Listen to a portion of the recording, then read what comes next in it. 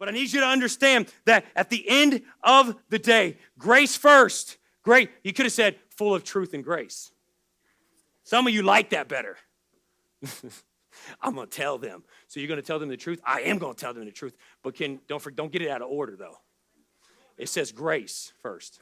It says grace first. Grace first. So that means this. Some of you need to stop running around always trying to be understood and seek to understand. That's what grace does. Grace will cause you to embrace people that other people turn away.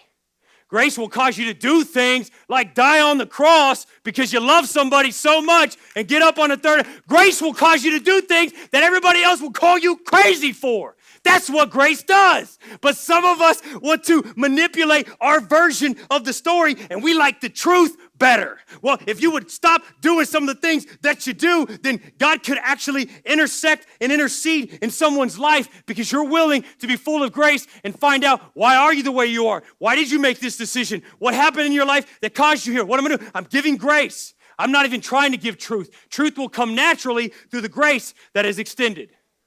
When you hear something about somebody, if your initial response is, tell me more. If you hear something bad that somebody did, your initial response is, wonder what they did to deserve that. You, my friends, have more issues than the person that you're talking about.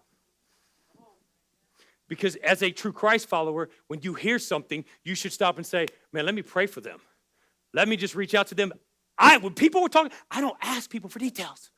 I don't want to know. So they can never say, well, I told Doug. No, you didn't. I didn't ask. We don't need to always say, hey, we can't fix everybody's problems. So you have to stop and say, you know what? Man, I'm praying for you. Because here's what you always got to realize. What if it was you? Too many people misguide themselves because if you were in that situation, how would you want somebody to treat you, even if the person's wrong? Because I know the woman that got caught in adultery and they brought her to Jesus, you know she'd been doing stuff wrong. There been some stuff she was doing wrong. I mean, probably that's how they got it. They were doing wrong too.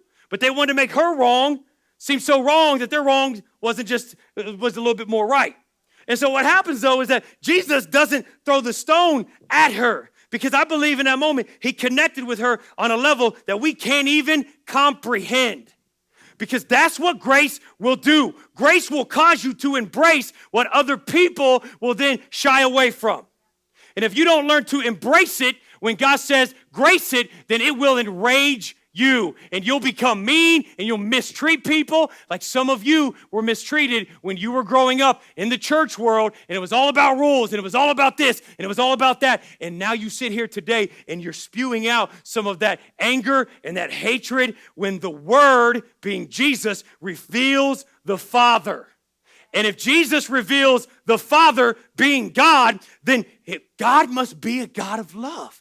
And he must really want a relationship with me.